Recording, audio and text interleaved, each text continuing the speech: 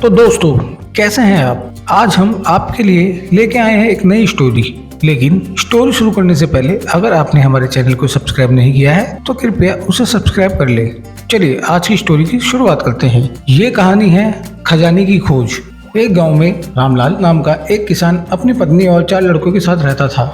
रामलाल खेतों में मेहनत करके अपने परिवार का पेट पालता था, लेकिन उसके चारों लड़के आलसी थे जो गांव में वैसे ही इधर उधर घूमते रहते थे। एक दिन रामलाल ने अपनी पत्नी से कहा कि अभी तो मैं खेतों में काम कर रहा हूँ, लेकिन मेरे बाद इन लड़कों का क्या होगा? इन्होंने तो कभी मेहनत भी नहीं करी, ये तो कभी खेत में भी नहीं गए।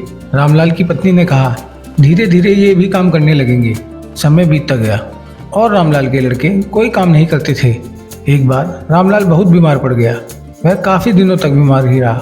उसने अपनी पत्नी को कहा कि वह चारों लड़कों को बुला कर लाए। उसकी पत्नी चारों लड़कों को बुला कर लाई।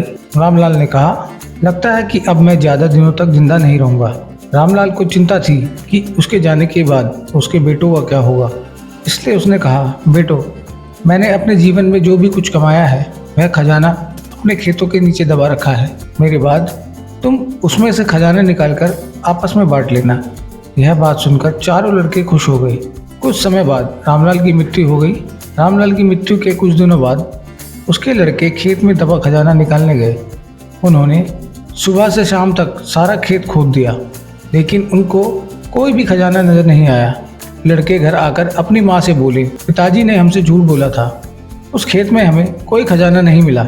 उसकी माँ ने बताया कि तुम्हारे पिताजी ने जीवन में यही घर और खेत ही कमाया है, लेकिन अब तुमने खेत खोद ही दिया है तो उसमें बीज बो दो। इसके बाद लड़कों ने बीज बोए और माँ के कहे अनुसार उसमें पानी देते गए। कुछ समय बाद फसल पक कर तैयार हो गई, जिसको बेचकर लड़कों को अच्छा मुनाफा हुआ, जिसे लेकर वह अपनी माँ के पास पहुँचे। माँ ने कहा कि तुम्हारी मेहनत ही असली खजाना है, यही तुम्हारे पिताजी तुमको समझाना चाहते थे। तो दोस्तों, इस स्टोरी से हमें यह सीख मिलती है, हमें आलस्य को त्याग कर मेहनत करना चाहिए। मेहनत ही इंसान की असली दौलत है।